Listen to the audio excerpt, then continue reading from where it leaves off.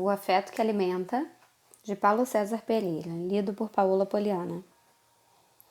Capítulo 4. As carícias pelo triângulo dramático, parte 2. Sei do caso que, se não fosse relatado por uma pessoa de credibilidade, dificilmente acreditaria. Trata-se da situação de uma mãe com 3 filhos, 2 homens e uma mulher. O filho mais velho tem 30 anos, o outro 25. Apenas a jovem filha caçula trabalha. Esta mãe poupa os filhos de ir à padaria por considerar que o mundo está muito perigoso. Portanto, se arrisca no lugar deles, protegendo-os de tão graves perigos. No fundo, não faz isso por eles, mas por ela mesma, com medo de ser abandonada caso venham descobrir suas potencialidades, desenvolvendo assim sua autonomia e independência, podendo se casar e constituir suas próprias famílias. Como ficará ela sem sua fonte de afeto? Veja que para obter seu intuito, cria os filhos com total dependência dela, como se fossem deficientes. O grande medo do Salvador é a solidão. Para isso, fará todo o possível para não vivenciá-la. Caso algo assim ocorra, sua reação pode ser a de uma mãe que expressa tais frases. Eu que criei meus filhos com tanto amor e carinho, agora me sinto assim desamparada por eles mesmos. Como esses filhos são ingratos, eu não merecia isso. Esteja atento, pois alguns sintomas físicos podem ser criados pelo inconsciente para manifestar sua angústia.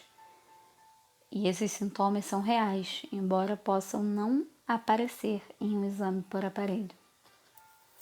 Imaginemos uma situação vivenciada por tantas pessoas nas igrejas. São aquelas reconhecidas como pau para toda obra. Sempre estão aptas a atender alguma solicitação, mesmo que lhes custe algo, como tempo para si mesmo, ou para um projeto pessoal ou da família. Sua grande satisfação é ver as pessoas reconhecendo o que faz.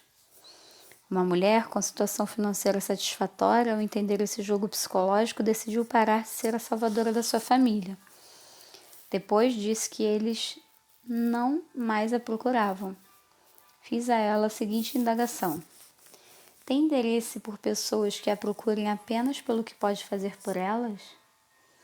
Ela passou então a sentir falta das carícias condicionais que recebia de sua família pelo que fazia. Na verdade, ela comprava as carícias. Isso é, a apreciação e o afeto destes com seu dinheiro. Geralmente, os salvadores estão sobrecarregados com muitos cargos e tarefas. Não estou afirmando com isso que o coração e a alegria verdadeira não estejam também presentes. Entretanto, como diz Eclesiastes 7,16, não sejas demasiadamente justo, nem exageradamente sábio, porque te destruirias a ti mesmo. Não sejas demasiadamente justo, nem exageradamente sábio, porque te destruirias a ti mesmo. Desse versículo, também podemos extrair a ideia de que não devemos ser exageradamente solícito, pois agradar demasiadamente e ser reconhecido por isso é uma fantasia. Outro versículo bíblico que o Salvador interpreta de maneira inadequada é Eclesiastes 9:10. Tudo quanto te vier à mão para fazer, faze-o conforme as tuas forças. Ele não vê que suas forças são limitadas para fazer tantas coisas. Sua sede de carícias é enorme. Veja o que diz Romanos 15:2. Cada um de nós agrade o seu próximo naquilo que é bom para edificação. O Salvador vive à procura de ser reconhecido, ou seja, de sempre receber as carícias ou o reconhecimento pelo que fez. Mas, infelizmente, essa ação não funciona totalmente como deseja. De modo geral, é o nome que não consta na lista para uma festa, um passeio, um chá ou um churrasco, a não ser que também possa ter uma utilidade em tal evento. Se ele passa para os demais que sua função é a de sempre ajudar e servir, quando não existe uma necessidade, não é convidado. Uma jovem mulher solteira relatou que estava mal financeiramente, teve que vender seu carro, por isso não tinha mais os amigos de antes. Contou que anteriormente lotava seu carro e sempre saía com esses amigos. Depois que ficou debilitada por problemas de saúde, sem dinheiro, não gozava mais da companhia deles para sair. Os mesmos sempre lhe davam uma desculpa. Isso doeu muito em seu coração, fazendo-o desenvolver uma baixa autoestima.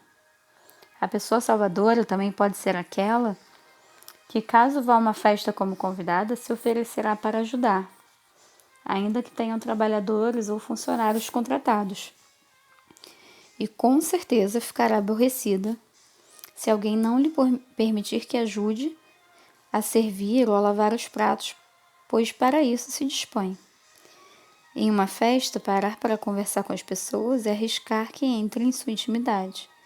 É fazê-la correr alto risco, portanto, não entra em intimidade, que é o que mais traz carícias para alguém. E veja que são as incondicionais, ou seja, aquelas que a pessoa recebe pelo que é, e não pelo que faz ou possui. Carícias incondicionais são as carícias do amigo. Muitos salvadores não possuem sequer um amigo íntimo e costumam dizer que têm muitos amigos. Veja o que diz Provérbios 18:24a. O homem que tem muitos amigos sai perdendo. A parte B do versículo também diz: mas há o amigo mais chegado que um irmão.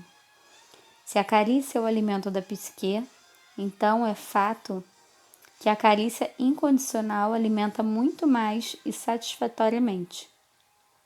Costumo dizer que carícias condicionais podem ser comparadas aos alimentos servidos em estabelecimentos de fast food, mas a carícia incondicional pode ser comparada àquela comidinha feita pela mamãe ou pela esposa, que pode ser muito simples, com um pouquinho de feijão, pouquinho é brincadeira, arroz, angu, folha de taioba, que poucos conhecem, e um ovinho frito, melhor 2, um pedacinho de carne, às vezes nem necessário, sem contar que a comida da mamãe sempre é carregada de carinho. Esse tempero já é suficiente. Vejo que as sociedades que consomem sempre alimentos provenientes dessas lanchonetes de fast food são compostas de pessoas obesas, o que significa ausência de saúde. O salvador também pode ser aquele que passa a ideia de forte, que está sempre disponível, mas que nunca pode demonstrar fraqueza, pois caso demonstre estar em condição de necessitado, como obterá carícias pelo que faz? E acaba que, se alguém resolver fazer algo por ela, tenderá a dizer que não precisa, pois está bem. Geralmente, as mães se encaixam muito bem nessa condição. Veja o que disse Gaiarsa, citado por Barreto. A excelsa mamãe que tem de ouvir sempre, acolher sempre, entender sempre, anular-se sempre, servir sempre, preocupar-se sempre, estar sempre aí e nunca existir. O Salvador sempre estará à procura de uma vítima para salvá-la e tê-la sempre como alguém que dependa dele para que possa servir. A vítima sempre está à procura também de um salvador, mas por favor, não pense que para ser um salvador você precisa se encaixar em tudo que eu disse. Às vezes são apenas algumas situações em que a pessoa se envolve e acaba tendo prejuízos significativos. E da mesma forma, não pense que aquele que age assim seja uma pessoa ruim. De maneira nenhuma, pois geralmente é alguém que está demasiadamente querendo ser ajudador. Em determinados contextos até prejudica.